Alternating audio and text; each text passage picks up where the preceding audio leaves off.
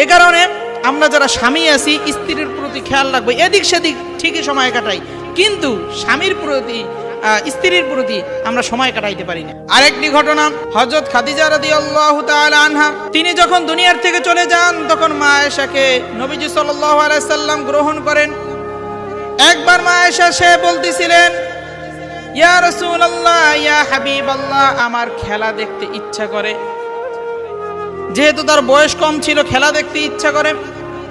দুজাহানের বাচ্চা আখিরি নবী, যার নাকি সময়ের এত মূল্য ছিল যা বলে শেষ করা সম্ভব না, তিনি একজন প্রেসিডেন্ট ছিলেন, তারপরেও তার সময়কে, তার কর্মকে পেছনে রেখে তার খেলা দেখাটাকে গুরুত্ব দিয়ে তাকে খেলা দেখার জন্য নিয়ে গেলেন।